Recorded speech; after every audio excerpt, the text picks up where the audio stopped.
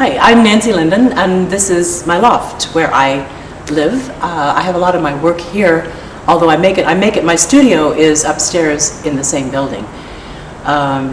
We've lived here for 6 or 7 years now, I guess, along with 4 cats. My husband and I and 4 cats, whom you may see at some point or other.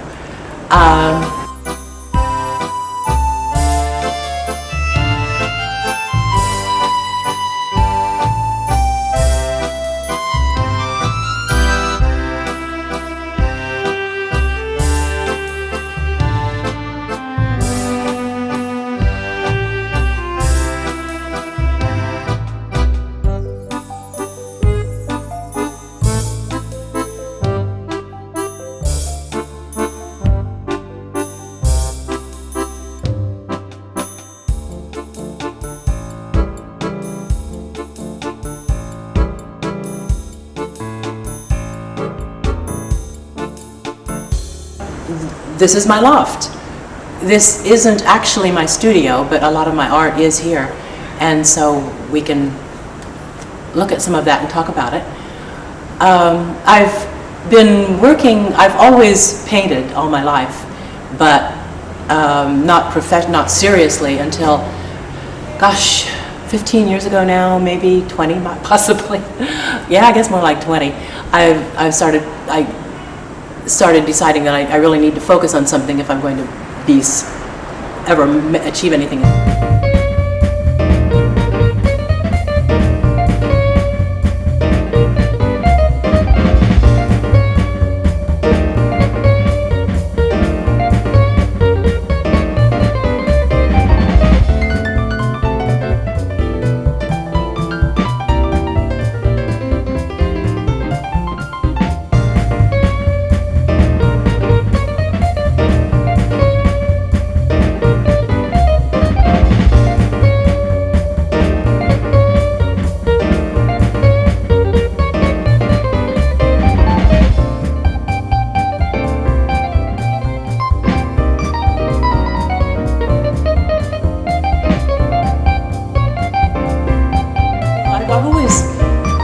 sort of split my time alternating between painting and acting and writing, and about 20 years ago I decided I should focus on something if I'm ever going to actually accomplish anything, and so I decided to paint, and so since then I've been painting pretty seriously in Houston and now in Baltimore for the last 18 years, I guess.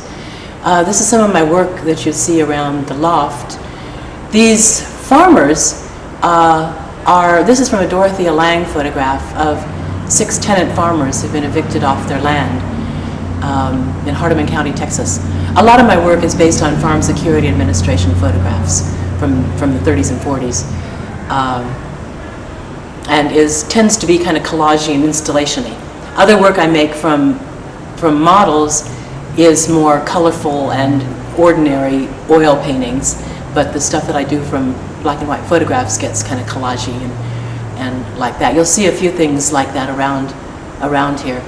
Now let me ask this question. So were you utilizing leftover material or material? Did you visualize this? You know what I'm saying? It's like this something that came about because there was something you had and you didn't want to try it, you wanted to use the wood? Or sort of explain how it came about. Okay, this piece, I'm not actually sure how it evolved. The Dorothea Lange photograph is something that I'd been intrigued with for some years, just the rhythm of the 6 figures standing there in front of the camera. In her photograph, they're standing against like a barn wall, I think. In my case, I freed them up and put them just a thin horizon line behind them, imagining that they're standing outside. But they're on a lot of different media, a lot of different surfaces, and done with a lot of different media. Really just, and I can't really say why. It seemed like something was more appropriate for one figure or something else for another figure. And so I ended up, there's some that are on plaster, there's some on wood, some on canvas, some on tar paper, which is kind of a fun thing to use because it interacts with you. You make a mark on the tar paper, you go away overnight and come back and the tar paper has changed your mark. So the figure on the end you'll see in a minute, was originally with oil bar, off-white oil bar, very pale oil bars, and it's gotten very dark gray for the most part. So, and it's all one piece, even though they're on several different supports, and they're actually separated, so they have to be hung together. There's space between them, which when I first installed them, which was at Resurgam, this great old gallery in South Baltimore that no longer exists, I had the horizon line continuing between them and continuing on the rest of the way around the room, and there was nothing else in the room but them and this horizon. So that's them. That's a cool concept.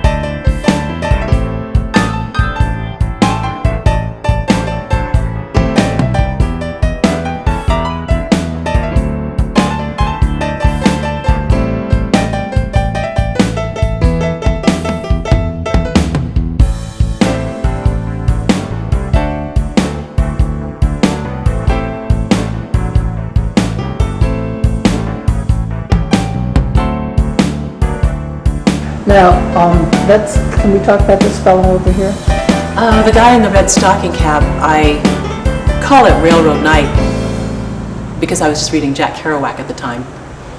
I feel like he's sitting in a railroad. He is actually from a model. There is a fellow that used to pose for me sometimes that painting is based on.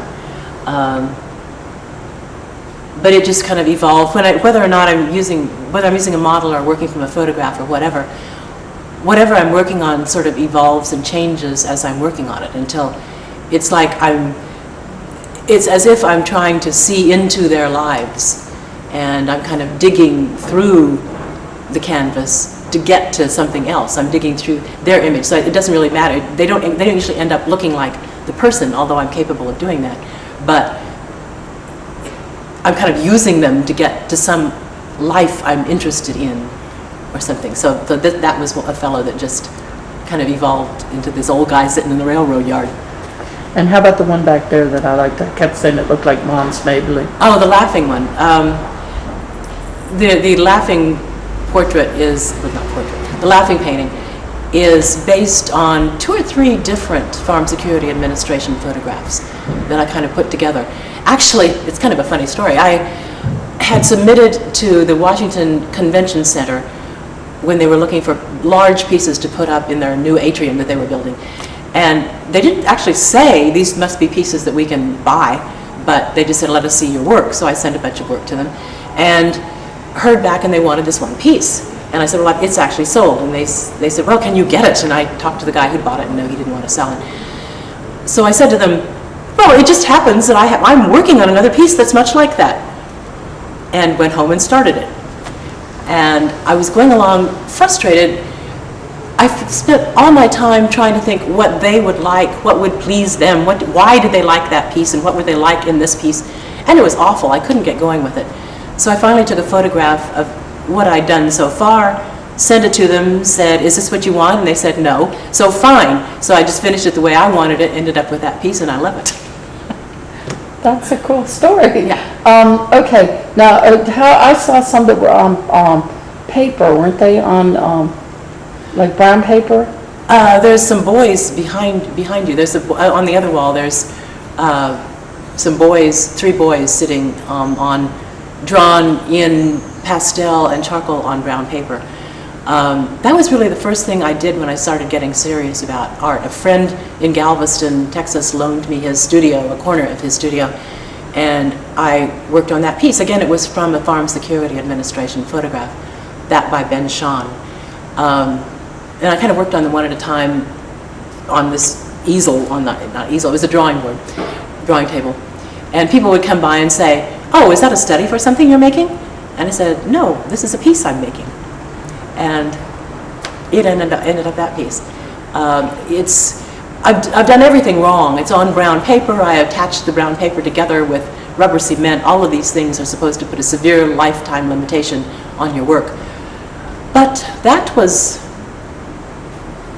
20 years ago-ish, and they still seem to be fine, so I'm not too worried about them.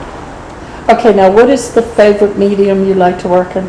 Well, I work with oil or charcoal. I've recently done some pieces on charcoal on frosted mylar, which is a really interesting thing to work on. It's plastic, but it's got a tooth, so the charcoal sticks to it, but you just touch it and the charcoal falls off right away, so you have to not touch it until you want to. But if you want to change it, you just kind of rub your hand over it and it's all gone. So you can just keep reworking it, reworking it, reworking it, reworking it. Eventually it develops a little bit of a shadow where you've been working, so it doesn't completely come off the next time.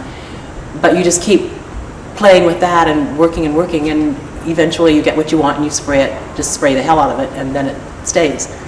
So that's a lot of fun. But squishy things, I like charcoal, fat, thick, squishy charcoal and oil paint and like that. I also do a lot of collage-y things and a lot of installation stuff, not all of which is figurative. Nearly all of my work is figurative, but I do installation sort of things that are not figurative, although they do, in a sense, involve the figure because then people walk through them. So explain installation to the audience. Well, it's just anything. It's just normally like an environment.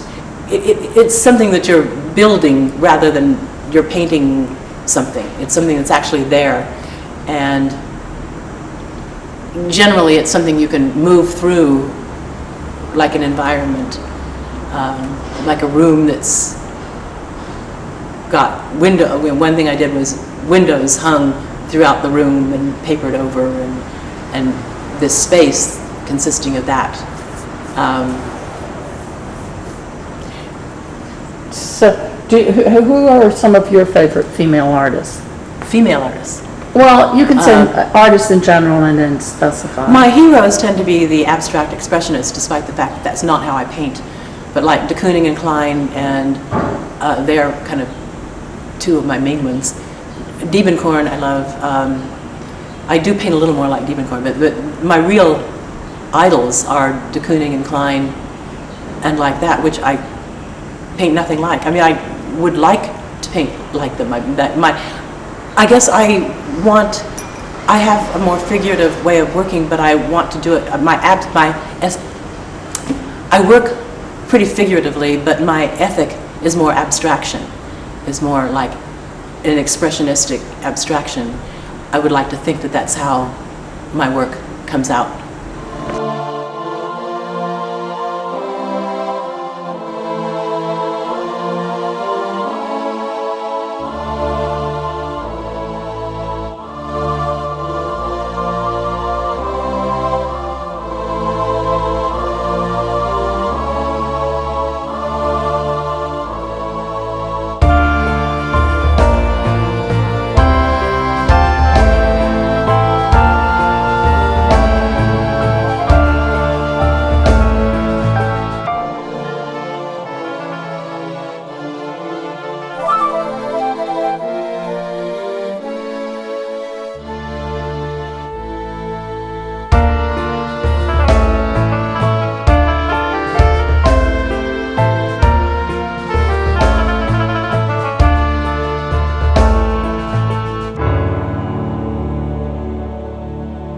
I've never felt oppressed at all.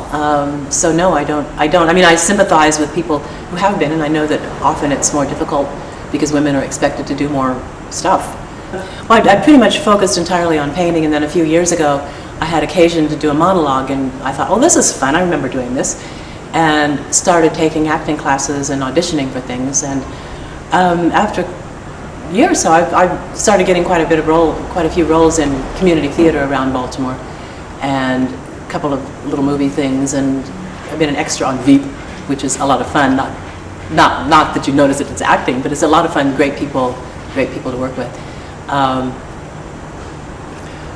But so now I've come to focus a little more on that than on painting the last year or two. Actually, just now we've been going off sailing. We're about to go off to England and sail for the coming year around Europe and back to the Caribbean and back home next spring. So I really did not do much acting. I was not in a play all year, which hurts because we were gone until late fall, leaving again in early spring, and the time frame just didn't work out to do anything. So hopefully when I get back, I'll start working again in that regard. And so you also like to see? You like to see Yeah. sailing? Okay, so talk a little bit about Yeah. sailing. Well, I'm second mate on a square rig ship out of Philadelphia. I'm going off next week to sail for 10 days with them. Then when I get back, my husband and I will both be leaving for England to get back on our boat, which we left over there at the end of last summer. He single-handed to Ireland from the Baltimore to Baltimore 65 and Not Dead Yet tour last summer. And I met him over there, and we sailed along Ireland and England and left the boat in England. Yeah, I think you have a little clip of him talking about that, his share of the voyage. Welcome back, everyone.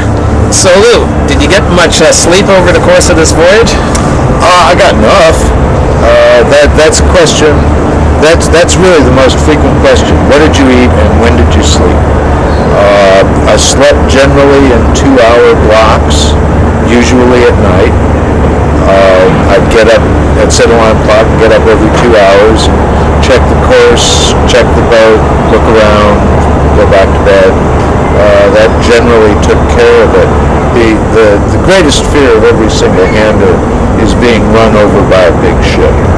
they won't even notice you. The greatest fear And you were in is the shipping lanes? having a big ship come into a port with your rig hanging on its bow or anchor, and that has happened. And you were in the shipping lanes? No. I made every attempt that I could to stay away from the shipping lanes. That being said, it's kind of difficult because the rum line course to Ireland is basically the shipping lane between the Chesapeake Bay and Europe.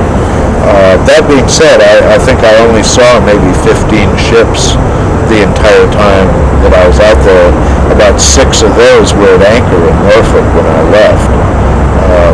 But the AIS system allows you to see whatever ships are out there within VHF radio range, which is to say probably anywhere within a 20-mile radius. And that means that you know if there's a ship there, and you know what direction it's going in, you know what kind of ship it is, and likewise they can see you, which is much more important. Little boats like I sail on are very bad radar targets. It doesn't matter what kind of, you could hang all sorts of radar reflectors all over it. It's still a bad radar target. It is.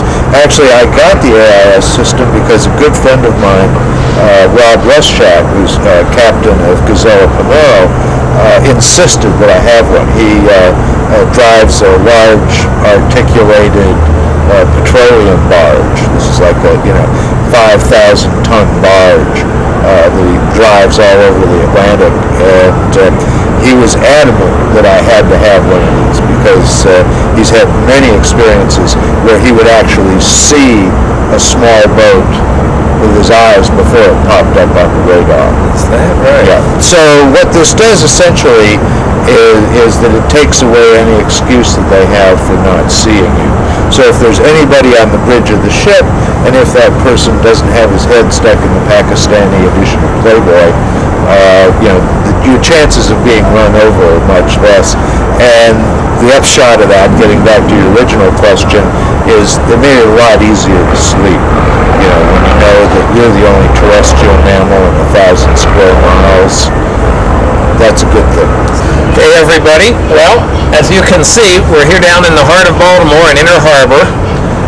We're on USS Constellation, and it just happens that, Lou, I understand you've had some involvement with the restoration of the Constellation. I did. I was the executive director for the first 3.5 years of this restoration of the ship.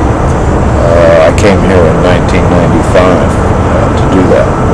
And what were the main things that had to be done in that restoration? Well, the fact of it is, by the time I got here, the ship had been completely downrigged because they were afraid that, basically bits would fall out of the sky and land on people. The ship was hogged 36 inches. That means that its ends had dropped down from its midsection about 3 feet, and it was pumping about 6,000 gallons a day just to stay afloat. Wow. And by downrig, you don't mean that the whole masts were off? Oh yeah, everything was down. Oh, everything was gone. They had all been pulled out because they were all rotten. Everything everywhere was rotten. So you had to replace all that. What about the hull itself? You were talking about the... Well, the ships have a natural tendency to hog. If you think about it, What does hog mean? hog means that where the ends drop down from the midsection, so that the keel goes like that.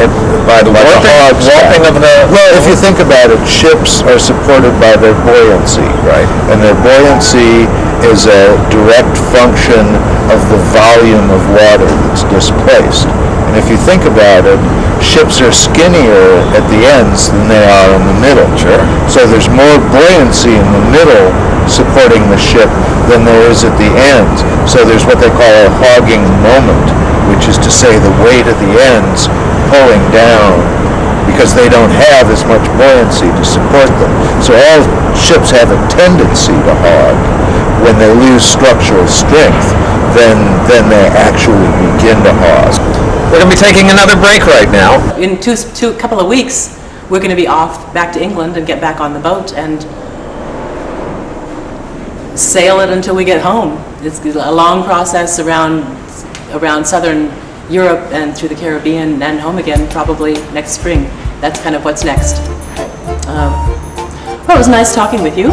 You can see my artwork if you want to on bakerartistawards.com and then look up my name. It's not my own website. It's a thing that artists in Baltimore can show their work on. It's a wonderful, wonderful website.